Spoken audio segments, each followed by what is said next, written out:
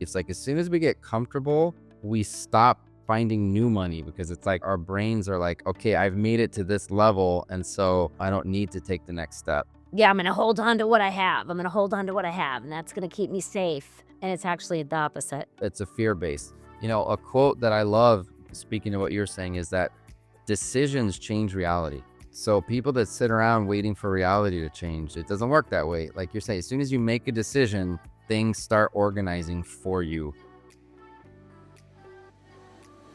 Welcome to the NewLaw Podcast for Entrepreneurial Lawyers. Here at Personal Family Lawyer, we want to help more families and business owners make eyes wide open legal and financial decisions.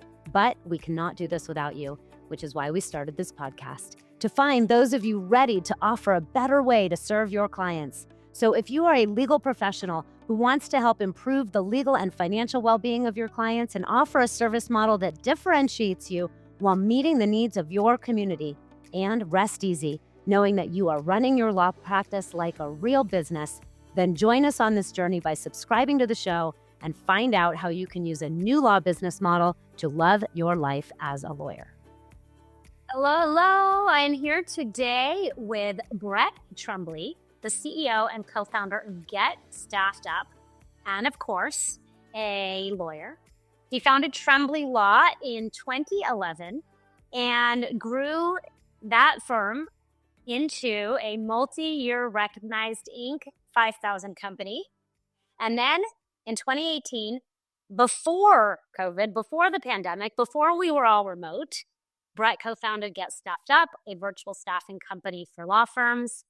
And it has quickly grown into the largest virtual staffing company for lawyers in the United States and has made it to the Inc. 500 list of fastest growing private companies. Number 3 in human resources, number 5 in Miami, number 9 in Florida. He's been a super lawyer in Florida, and he is providing hundreds of international jobs through Get Staffed Up.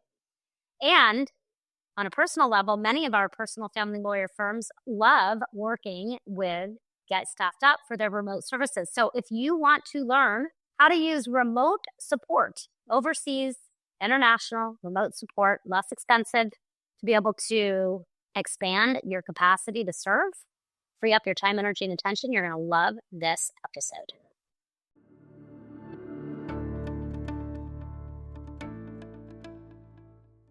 So, Brett, thank you so much for being here with me today. And I'd love to just start with hearing about your path to becoming a lawyer. Is it something that you always knew you wanted to do, or how in the world did it happen? Not really.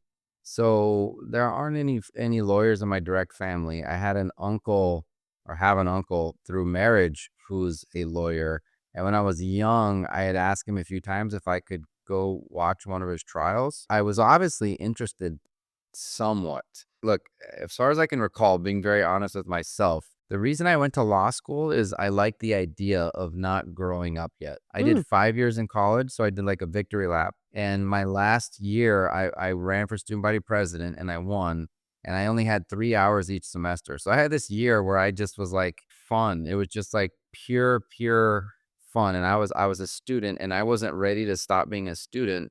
And I'm like, law school in Miami sounds like a heck of a lot of fun, because I'm from New Mexico. I'm from, the Southwest, very rural area. And it just seemed like a good education. Already in Miami? What's that? College? You were already in Miami for college? No, I'm sorry. So I went to college in New Mexico as well, and I had never really been out, and it seemed like pure fun to me.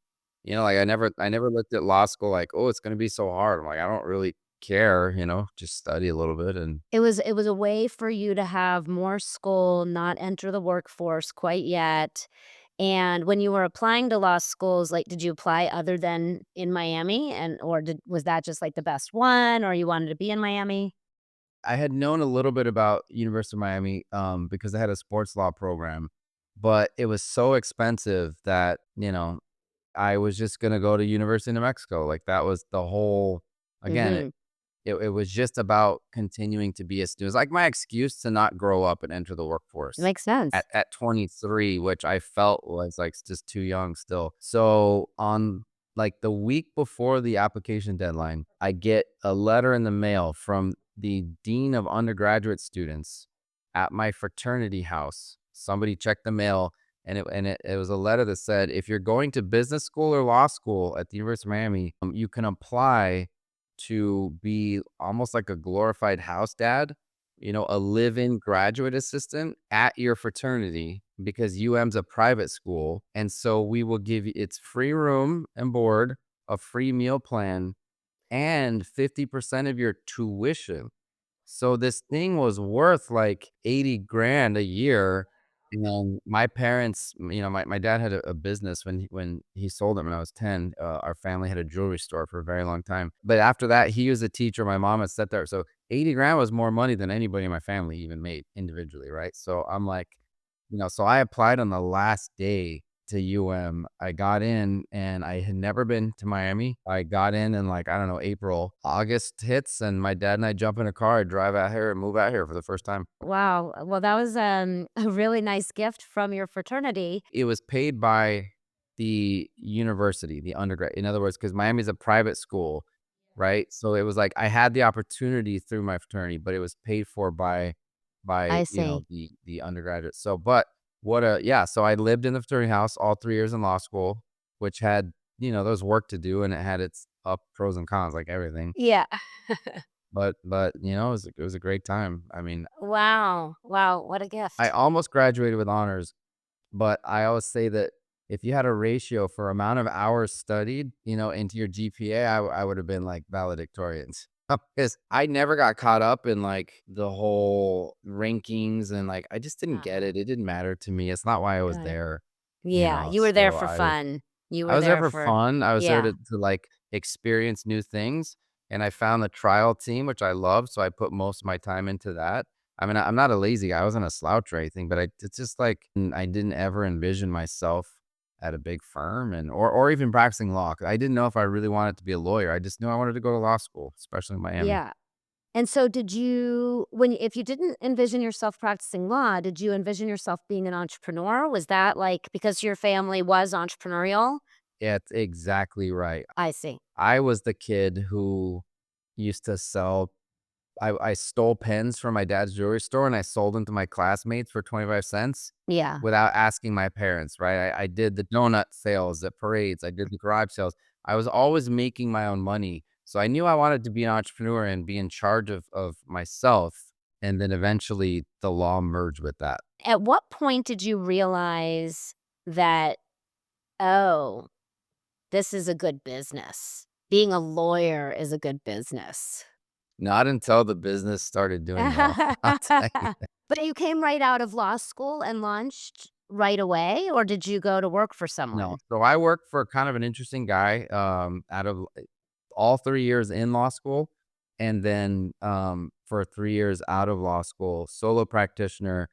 I mean, look, there's like I said earlier, there's pros and cons with everything, so I could say all the bad things. The guy practiced door law, he tried to, like, I was doing a med mal deposition one day and an estate plan, and I'm like, "What am I doing? I don't." Yeah, you didn't even know literally what you were doing. Yeah. No, Yeah. exactly. That said, I mean, this guy practiced even though he was blinded, like, halfway through his career, interesting guy. I learned a lot, but it was still him. He would get up at like 5 in the morning and then by the time he got to work at 9, he had already, like, put in 3 hours of work, and again, because he was blind, you could just hear throughout the office, he had a program that would speak to him, so every time he hit, like, WERT, it said it out loud, and he just would bang away at that keyboard for 8 hours a day. He would only stop to eat real quick, handle some questions or a consultation, and then he'd go home and, like, I kind of always knew, like, this is not the life that I want. I'm not gonna be the grinder that's putting in I'll put in 12-hour days, but it's not gonna be purely on legal work. I'm just not built that way. Yes.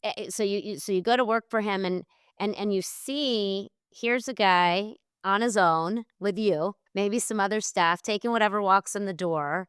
And at what point did you say, I'm not working for this guy anymore. I'm gonna go out on my own? I told him about 2 years in that I was thinking about starting my own law firm, and he was like he did what every employer does. "Well, let me make some vague promises so I can keep this person around longer and see what the lowest amount I can pay them to keep them around, and I'm not saying that in a bad way. I just like, but then we never had conversations. I think he would live and die by his monthly revenue because sometimes he'd be talking about bonuses, and the next month he'd be like, everybody's getting fired. It was very erratic, up and down. And then eventually that October, I I just said, "I've made my decision. I'm leaving." And thank God that I did, because if he had said, "All right, well, we're gonna make you a partner. We're gonna pay you this much," I can't even imagine where I would be. I really needed to go through my first 2.5 years were really a struggle. I was working day and night.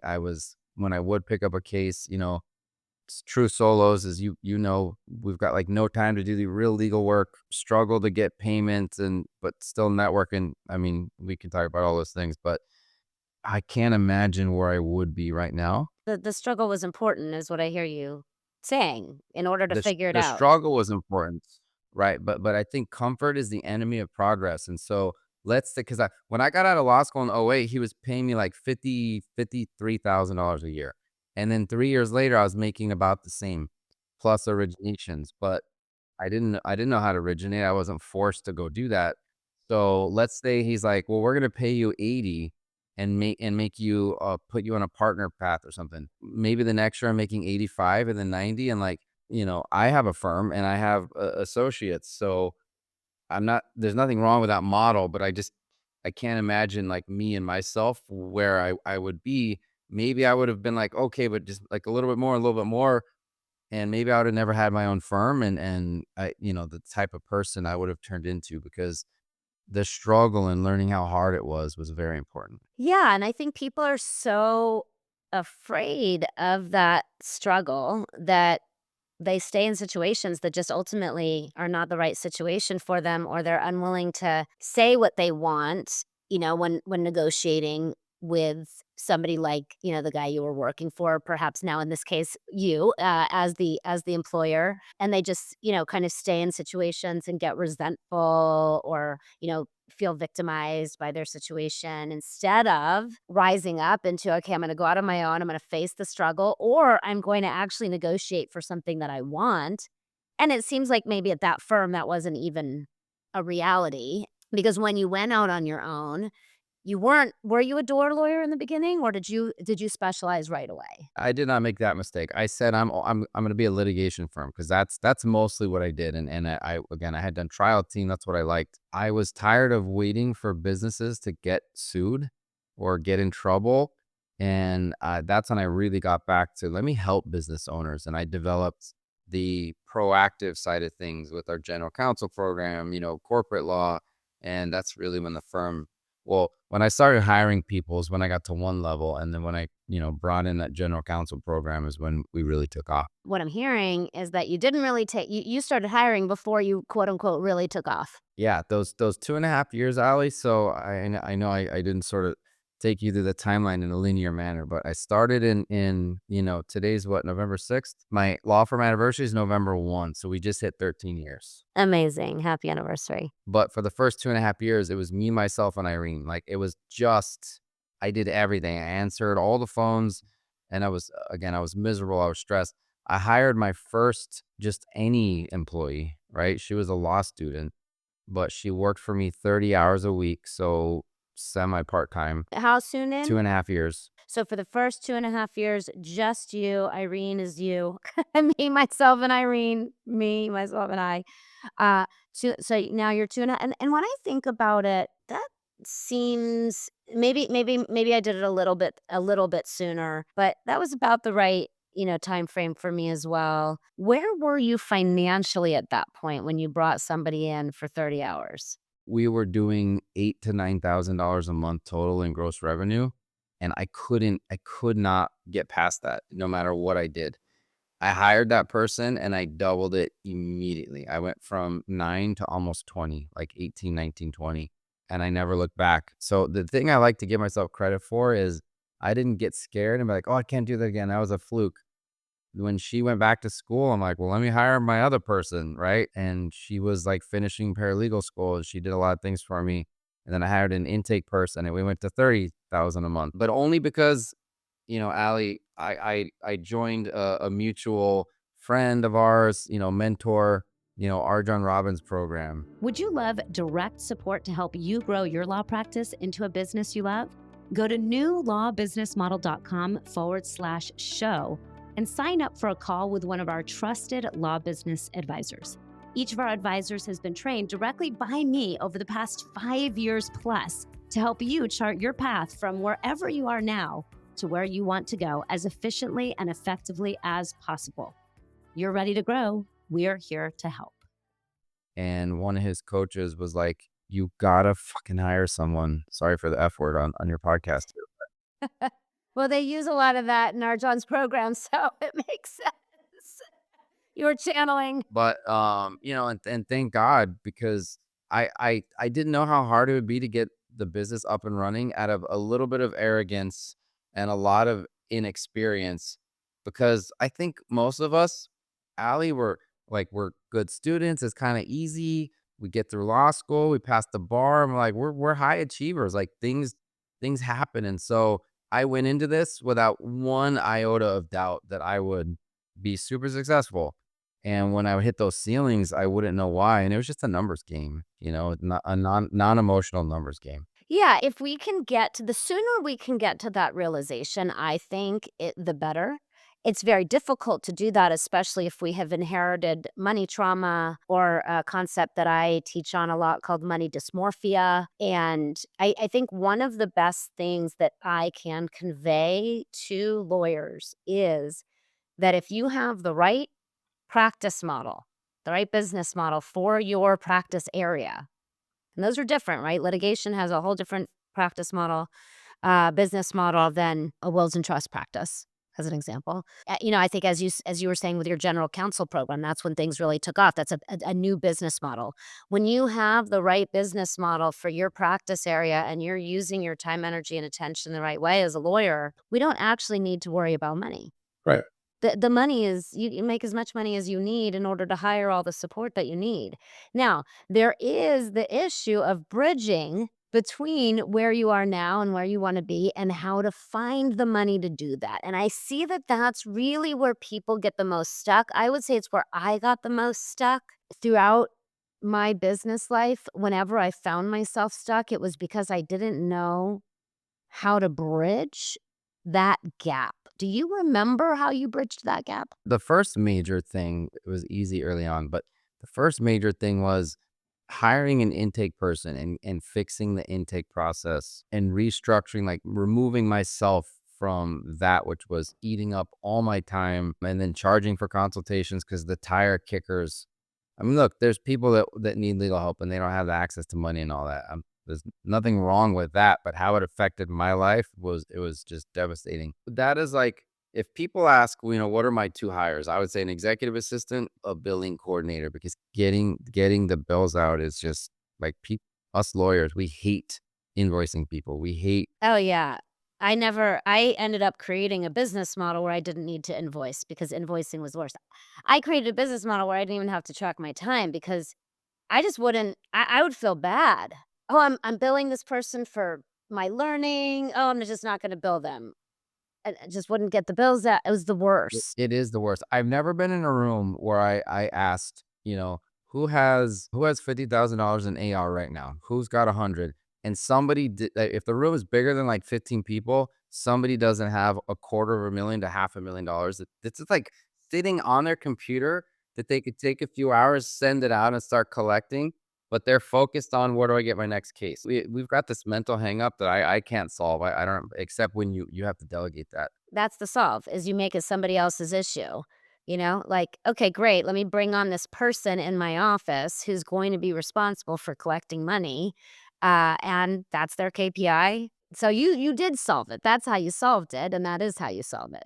I don't know how to solve the mental hang up. I don't think we ever get over it. We quite literally have to give it to someone else to do, because for all the reasons you just said and 1,000 more, we just won't do it. But where people in the community, like in my networking groups, and they started saying like, oh, I'm hearing lots of good things and you're growing and all that, is when I got myself out of the intake.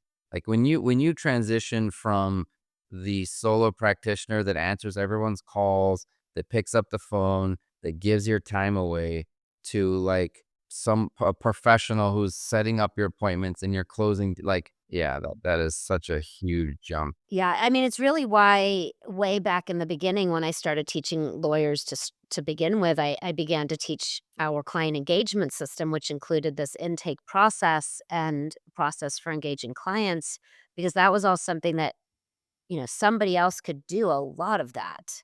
And now if you got somebody else doing your intake, scheduling things on your calendar, and you know how to engage every person that you meet with, it really does be able to start to shift that money equation. And you start to realize, oh, it's not a money problem. I don't have any money problems. I just need to engage more clients, be able to serve more clients. It is a people problem, and being able to hire the right people and get the right support. And so let's talk about that, because that's really the part that you then have gone on to solve through your non-law firm business, Get Staffed Up. So tell us about how that came about. When did that occur, and what's going on with it? So by 2018, we had, I think, probably already like 3 or 4 attorneys. We were really growing 50 to 100% per year, which continued all the way up through COVID. Now, not the same. We grow by like 10% a year. It's just different now. But a good friend of mine, also a lawyer, I invited him to some networking groups. We started creating a relationship.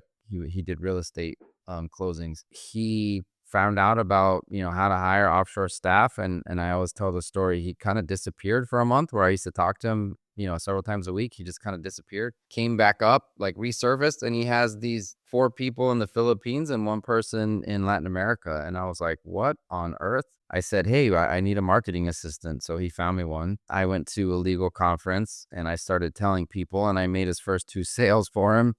And he was like, why don't we do this business together? And I said, like, where do I sign? So it's really been an amazing relationship where I'm the, like, I'm in the networking groups. I know the people, I preach, I believe in it. And he's the operations, former military.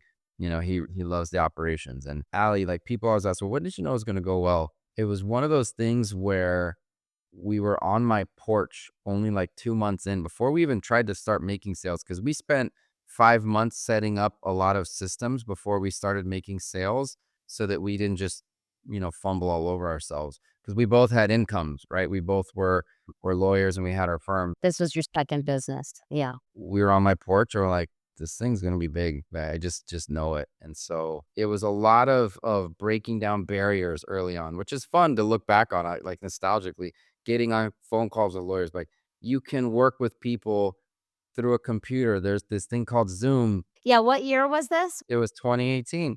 Yeah, 18. So people weren't really down with the remote thing yet. This was super novel. You were really having to, yeah, early adopter. Mostly young attorneys. The older attorneys would just be like, well, just they like didn't get it. So imagine you have a business where you have basically one main objection. There are other ones like, well, what about the language, or what about the boat? Like, one main objection. And then something happens across the world where everybody has a new collected knowledge overnight. That we had the same experience because we were helping people do webinars. We had like, 11, we ran 11 webinars for our members in January 2020. Something like 542 webinars in 2020 by the end of the year. And so that's what happened for you. You get it. Yeah, exactly. And it's like, and back then I think everybody was terrified. I certainly was that first week. Like, I went and bought a bunch of groceries. I didn't know what was going to happen. Didn't know if both of my businesses were going to go away. But then all of a sudden we went from afraid to like, holy cow, this thing is blowing up in a good way. I mean, everybody needed people and they needed them remotely. And when you hire offshore, so we hire out of Latin America, no longer the Philippines, you get people. The people aren't perfect. We still have turnover. There's people that leave for better jobs. Humans are humans. You can't, there's no robots and, yet, and all those things. But it's, cheaper. The English is phenomenal. The education's amazing. And, people work hard, and that's hard to find for administrative level positions. Because if your business calls for a $15 to $20, task, well, to pay someone in the US that kind of money and expect them to stick around and be loyal and like grow with you. No, they have a life to live. They have families. Like it doesn't, the economics don't work. And so you've created a reality where the economics work for law firms to have well paid in their country, but economically affordable talent here in the United States to provide remote services, economic arbitrage in a way that's truly win-win. Everybody wins as long as the roles can be performed remotely. That seems to be the main requirement. Look, my law firm is hybrid, so once per week everybody comes in. Of course, we have our offshore team as well. I understand when people are like, but I really want that person next to me. It is a little bit easier to just be able to turn your head and yell at someone and be like, "Hey, I need this, this, and this." Yeah, I mean, look, I've been online myself since I left my office in, I would say, 2006. So a long time ago. I went into my office 2 to 3 days a week in 2006 because I had a brick and mortar office, then. But I realized that if I was in the office, I got a lot less done. People needed a lot more from me, and my team really wasn't able to, I just, and I was a mom and I didn't want to be in the office all the time. And I built the systems in the team, so I didn't need to be. So I went home and gave up my office to my client services director, kind of, she was the one there with me from the beginning. So I was like, you take my office. When I come in, I'll sit with you in the office, or I'll see clients and then I'm sitting with them in the conference room. I don't need to have my own office. You have the office. And then, I'll have my office at home. And then from there, once I sold my practice in 2008, everything for me has been virtual. So I've been virtual since then, completely 100%. It's just made my life infinitely, infinitely better. And yes, there's needed to be some workarounds. Like, yes, I can't turn my head. And although I do have somebody here, right, once I've grown, now I have somebody here who comes in every day and supports me here. And a lot of, we do a lot of stuff together. Do you do that? Do you bring the offshore team together with the in-person team in any sort of like, let's all get together and have meetings? We have flown in a good chunk of our staff at different times around the holidays to like come to our holiday party and work out of the office for a week, but not on a like a regular basis. It's too far, too expensive. But you were really a pioneer then in terms of remote work because Oh, that yeah. that never. Again, I was like a pioneer in the work with someone else remote, but not work from home remote. I was that never crossed my mind. Yeah. As a mom of young kids, I knew that I wanted to build my practice in a way where I didn't need to go in all the time. And if I had a whole team there, I was like, why do I need to be here all the time? And I think it's also partially, I think that the smartest business owners learn from adjacent industries and or adjacent practice areas. And I was learning from online business owners back then.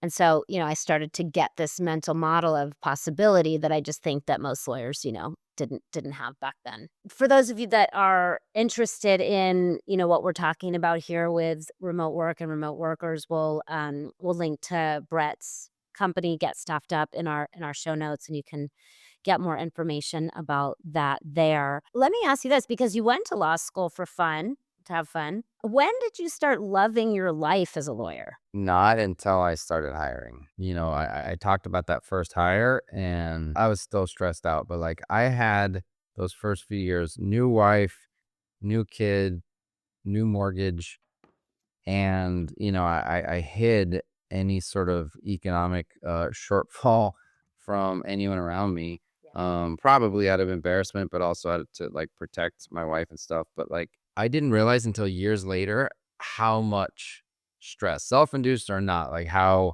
much I put on myself and the effects that can have later down the road, like anxiety popping up and those things. So once I started hiring and I started growing, I had fewer and fewer bad months. As a litigator, there's always rough moments and there's, rough opposing counsel and bad cases and tough clients. But yeah, so I think starting in, you know, mid 2014, I did a business plan workshop in 2014 in LA in October.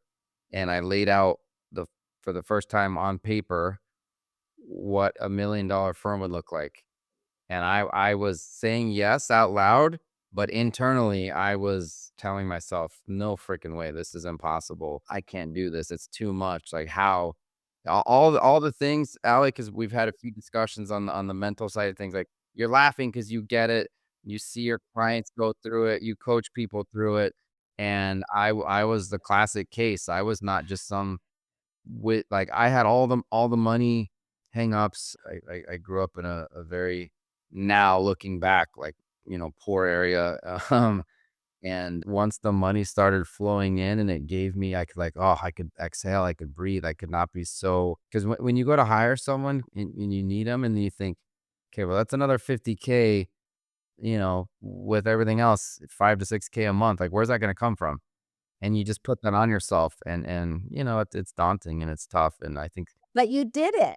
I mean, you had the thoughts, and that's really what I want to take. I want everybody here to take is that Brett had the thoughts, I had the thoughts. You likely have the thoughts. And the only difference between Brett and me and you is that we did the thing anyway. We hired the people anyway.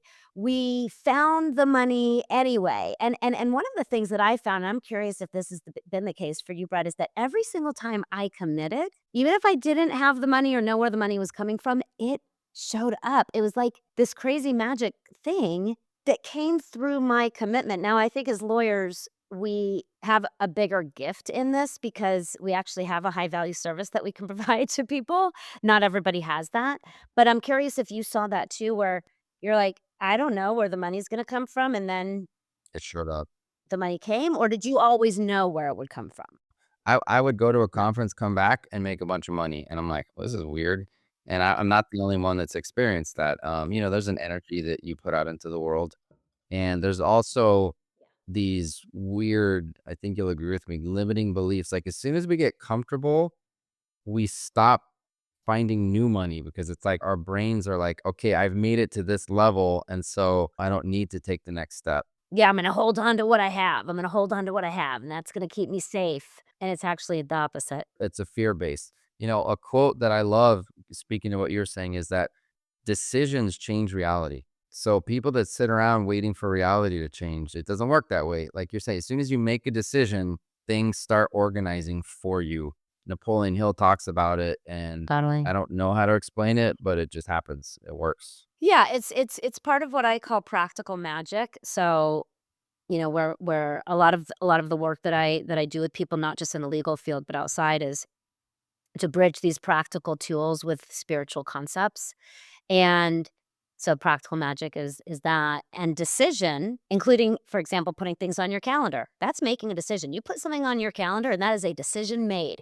And that is a tool of practical magic that pulls down from like this other plane of existence exactly what you want, and it really works. And I actually see that way as well about like legal documents, getting married, getting engaged. These are tools of practical magic. Like when we commit, it like, pulls in what we want. Estate planning, wills and trusts and all of that. It's like, oh, that pulls down my desires and makes them into reality. And so all of these tools to me are tools of practical magic, calendars and legal agreements and I'm with you. yeah. I Yeah. I've been using calendars to, I used to just schedule my whole semester. I'd put like everything I needed to accomplish. Well, then I need to do this in March and this in April and this in May, and then I'm good. And like it's so simple, and it's like I don't need to listen to a podcast to hear that, but a lot of people do. Yeah, of course. Like I didn't know how to do that when I first started out. Although I think in a way I did. I remember I had this, of course, analog calendar book for law school, and it was just full of all of these Post-it notes. So I think I was actually doing it back then. I wasn't doing it consciously, using my calendar to create reality. And I see hiring really in the same way. We use hiring to expand our capacity so that we can live into that capacity. And it's kind of like a forcing function. Oh, I just took on this $50,000 a year person. I better go out and get some more clients, or I better learn how to engage the people that I'm meeting with more effectively. And then that pushes me into the outside of the comfort zone that I otherwise would have stayed in. if I hadn't made that investment. And so I'm really glad that you're supporting people to have this win-win relationship of economic arbitrage. That's fantastic. So what would you, and as we're going to wrap up here, what would you leave the listeners with today as the one most important thing for folks to take away to love their lives as lawyers? If they don't love their lives right now, or they don't love the way that they're using their law degree right now. Our tagline at the business is delegate your way to freedom. So I don't want to just like default to a line, but like I can't overemphasize how you get further in life by not by doing more, but by doing less. Like, stop doing the things that just sap your energy, and not in like a crystal ball type of way, but like we all have things in our life that we don't like doing. Therefore it drains us and we don't perform well. And it's the 80-20 rule, right? Anyone that has studied the Pareto principle, read 80-20 by Richard Koch, and it just so clearly explains, and it's so unbelievably accurate and true, that if you get rid of 80% of the things you're doing, which means like your business still needs those things done. So you have to delegate them. You have to train and hire, and not 1,000 people either. You can get there, as I like to argue, with 5 to 7 hires. I wrote my book 24 Months to Freedom, and it's been about 18 months now. I'll still get messages on LinkedIn like, "Hey, I read your book and it was really great." And like that, even I probably have worked with like 5% of those people who reached out to me, but it doesn't matter. It just makes me feel so good. I put a lot of effort into that book. I mean, I poured myself into that book, and I was very proud. I kind of knew at the end, like, I think this thing came together and it's going to help a lot of people. Great. I love it. Tell me again the title of the book? Oh, 24 Months to Freedom. 24 Months to Freedom. I think I have a copy of it. I think you probably do. Maybe I sent you one, or I'm sure that you've sent me one. I have so many books that are piled up here that I haven't read yet. Yeah, just get it on Amazon, or should they go to your website? What's the best no, no, no. place? It's on Amazon. I should have. I joke now. I should have named the book "Buy Back Your Time" because it's really what I'm talking about. But like right at the same time, someone came out with that book, and that book's like taken off, and so I know it's kind of funny, but Well, I think it's taken off because it wasn't written by a lawyer, it was written by a marketer. yeah, of course. He's a fantastic marketer. And, if you wanted to switch from doing what you're doing and, running a law firm and, yeah, market your book, your book would take off too. Yeah. And so, it's just like, okay, what do we choose to do with our one precious life? And so the lucky people are the people that will find your book, 24 Months to Freedom, even though you're not focusing your life on marketing it. So lucky people listening to the podcast right now, go get Brett's book, 24 Months to Freedom. And then, of course, we'll have everything in the show notes so that you can work with Brett if you want. I know that several of our members are working with you and Get Stuffed Up and are really happy with it. And, today there's other solutions as well. Back then, I think you all were like, you all were it. And now there's, We were like first to market, made a lot of waves, and like anything else in life, success, begets, like it's not a good quote there, but like you're gonna have other people want to emulate that. And there's been people come into the legal arena, which is fine. But like yeah. I was looking the other day because we keep a running list kind of all these businesses, but every week there's a new business launching with some sort of angle on remote staffing. And I still think we're in the beginning stages, and there's a lot of progress to be made. Yeah, and people who are building businesses are starting to get hip to the reality that lawyers are a great market to serve. And so so they're like, oh, let's go serve the lawyers. I do think that when you are making a choice between companies, whether it's for remote hiring or to support you to get into a new practice area or to build your business, that looking to the original is a really good idea. Looking to the original that has, the experience and has made all the mistakes already and is giving you a proven and tested model, as opposed to the one they're just trying to figure it all out on your dime, is the way to go. So Yeah. Well, that's nice. That's very nice of you to say, right? Like different strokes for different folks. We're not gonna. yeah, I don't need to be, for all people, but I yeah. think we've made a lot of people happy. We've provided a lot of jobs to some amazing people in the world, and I am not being disingenuous by saying this, but that's actually been my favorite part of the business is the people whose lives, like, yeah, it's super fun to help a lawyer because I was there and it makes me feel good. I have a connection. But when you hear that somebody was able to, get an apartment or start a family or save a parent, and you're just like, they would have probably never had that opportunity without you. And it is incredibly rewarding. Well, thank you, Brett. Thank you for doing that work. Thank you for being here with me today. I so appreciate it. And I look forward to when we get to talk again next time. Yeah, same, Allie. Thank you so much for having me on. Appreciate it. Yeah. Bye-bye for now.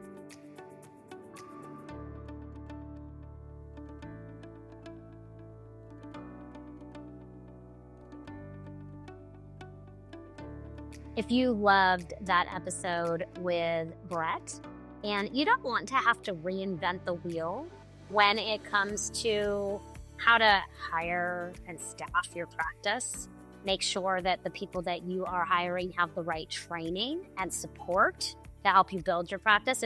If you really want all the systems done for you and you are either serving in estate planning now or you want to, well, I invite you to go to newlaw.co/show and book a call with a law business advisor to find out how we can help you to build your estate planning practice as a life and legacy planning personal family lawyer firm so that we can send you business, because we are beginning to generate business for our personal family lawyer firms, not just support you to learn how to do your own marketing, although of course we do that too, but we're starting to generate business nationwide. Eventually it will be global. And if you would love to be a personal family lawyer and receive some of that business, go to newlaw.co/show and talk to a law business advisor today. Hope to see you on the inside.